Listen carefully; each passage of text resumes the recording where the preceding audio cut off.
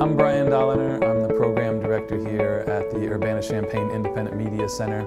Here at the Independent Media Center, we believe that there are no people who have no voice. There are only those who have not been heard. So we try to provide different vehicles, different media for people to express their own voice, their own concerns.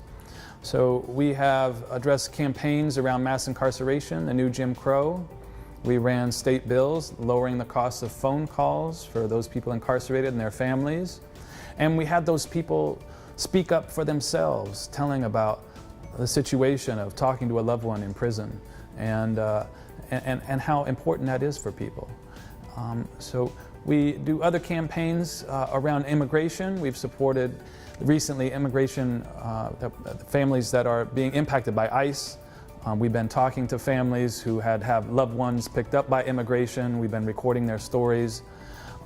In the current political atmosphere of zero tolerance toward immigrants in our community, we've been trying to support undocumented families, to get them lawyers, to get them to their court hearings, to bring them home from jail, bring them home back to their families. So we believe this is critical work to be doing right now.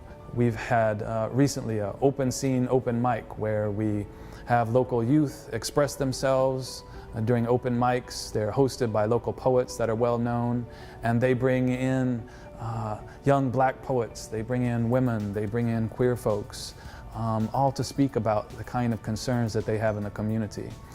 And there's very few places where these kinds of spaces and dialogues are really happening in our community.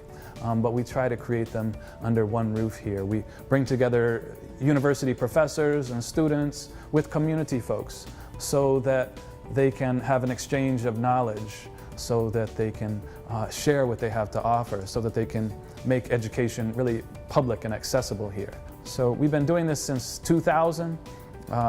We were formed by a small group of 15 people. They underwent a fundraising campaign of some $85,000 to purchase the old post office building here, which we bought in 2005. We occupy the whole building, and we have a variety of different projects here. We have downstairs a bike project helping people make their bikes. We have a maker space where they help people make other things. We have a Books to Prisoners project that's provided 100,000 books to people incarcerated. We have a radio station, WRFU, Radio Free Urbana, 104.5. We have a newspaper, The Public Eye, that's all locally made and produced and distributed.